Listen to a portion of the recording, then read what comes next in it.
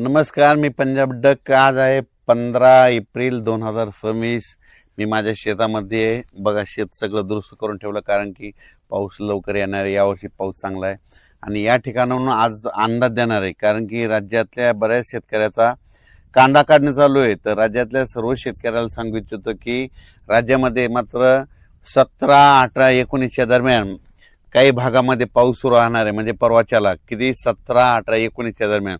मग तो पाऊस कुठं असेल? एक तर कोल्हापूर जिल्हा, सातारा जिल्हा, इचलकरंजी, राधानगरी, पुणेच्या पश्चिमेला, त्याच्यानंतर इकडं कोल्हापूर, त्याच्यानंतर निपाणी, बेळगाव, कर्नाटक, त्या परिसरामध्ये कर्नाटककडे देखील राहणार आहे. इकडं लातूरकडं, उदगीरकडं, नळदुर्ग, अक्कलकोट परिसराकडं, त्याच्यानंतर किल्लारी जिथं भूकंप झाला तिथं देखील, त्याच्यानंतर इकडं उदगीरकडं, नांदेडकडं, आदिलाबाद. म्हणजे सांगायचं झालं तर 17, 18, 19च्या दरम्यान दक्षिण महाराष्ट्राकडे पाऊस थोडा सुरुवात होणार आहे.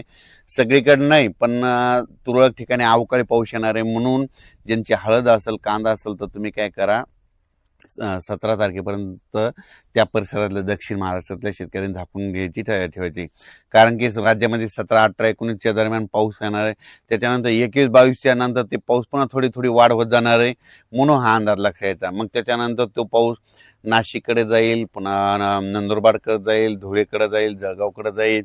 त्याच्यानंतर इकडे मुंबईला देखील असेल, मुंबई, कल्याण, त्याच्यानंतर इगतपुरीकडे राहील, त्याच्यानंतर संगमनेरकडे जाईल, आंबेगाव, जुन्नर त्या परिसरात राहील, अहिल्यानगरकडे देखील पडेल, काही भागामध्ये शिर्डी, राहता त्या परिसरामध्ये देखील पडेल. म्हणून हा अंदाज सर्व शेतकऱ्यांनी लक्षात द्यायचा.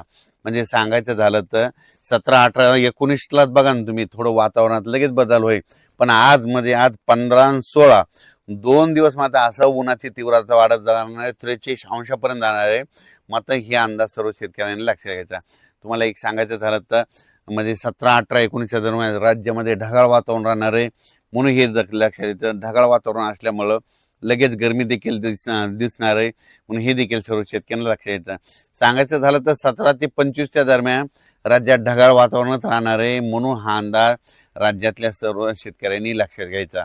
मग सांगायचं झालं तर विदर्भामध्ये देखील नागपूर जिल्हा झालं, वर्धा जिल्हा झालं, भंडारा जिल्हा झालं, त्याच्यानंतर यवतमाळ जिल्हा झालं, वाशिम, हिंगोली, अकोला, बुलढाणा, अमरावती ह्या परिसरामध्ये देखील काय होणार आहे, म्हणजे ह्या 22, 23, 24च्या दरम्यान वातावरणात बदल होणार आहे. म्हणून विदर्भातल्या त्या शेतकऱ्यांनी देखील अंदाज लक्षात घ्यायचा.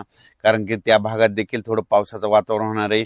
हे अवकाळी पाऊस सगळीकडे नाही पडणार, पण राज्यामध्ये वातावरणामध्ये खूप बदली झालेली दिसत. म्हणून हे लक्षात घ्यायचं.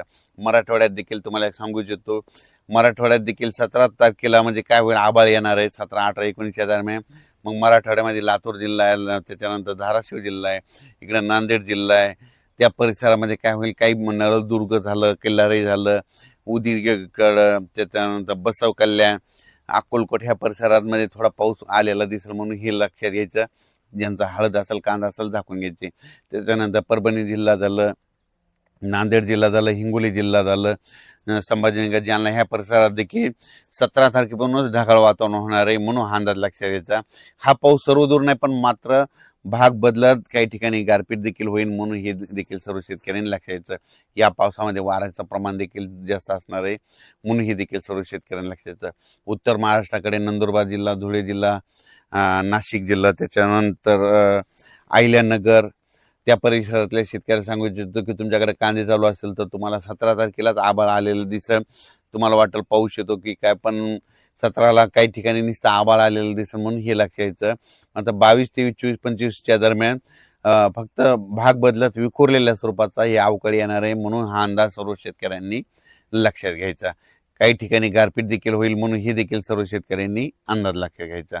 त्याच्यानंतर इकडे संभाजीनगर जिल्हा, त्याच्यानंतर इकडे कन्नड ह्या परिसरात देखील शेतकऱ्याचे कांदे चालू काढणं, वैजापूरकडे कांदे चालू आहेत, अहिल्यानगरकडं, राहता, शिर्डी, कोपरगाव ह्या परिसरात देखील शेतकऱ्याचे फोन आले, आमचे कांदे काढून चालू. त्यांना सांगू इच्छितो की तुम्ही काय करा, 21 तारखेच्या आत तुम्ही तुमचे कांदे झाकून ठेवा. कारण की 22, 23, 24, 25च्या दरम्यान एक दिवस मात्र अवकाळीचं सावट आहे.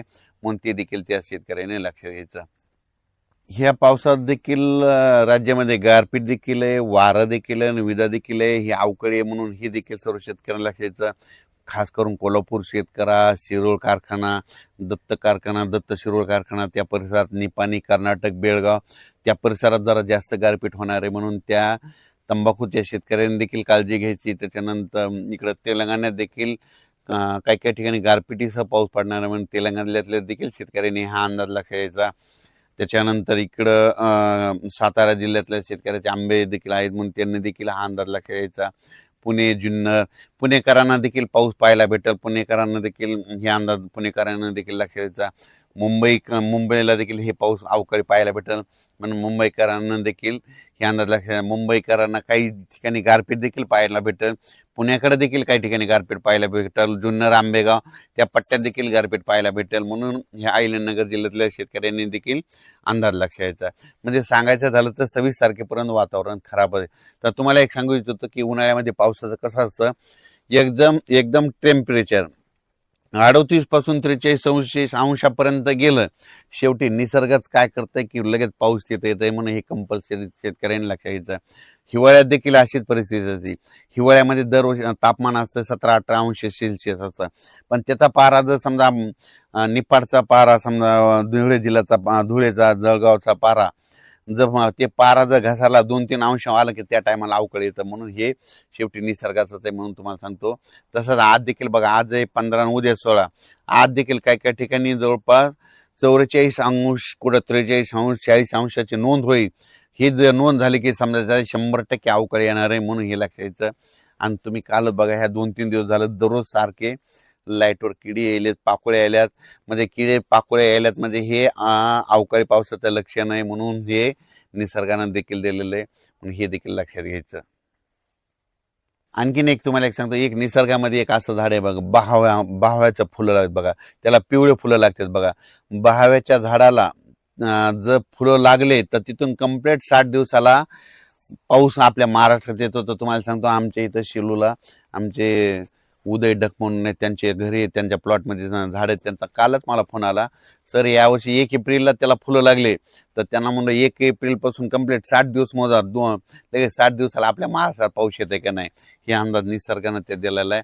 त्याच्यानंतर पन्हाळगडाकडे गेलो होतो तर तिथल्या बहाव्याच्या झाडाला 25 मार्चला तिथं फुलं लागली. म्हणजे तिथून 25 मार्च, 25 मे आणि 25 एप्रिल, 25 मे म्हणजे तिथं जवळपास लवकरच तिकडल्या परिसरात कोल्हापूरकडे पाऊस सुरुवात आहे म्हणून हे लक्षात यायचं. अचानक बदल झाला तर परत एक मेसेज दिला जाईल. धन्यवाद.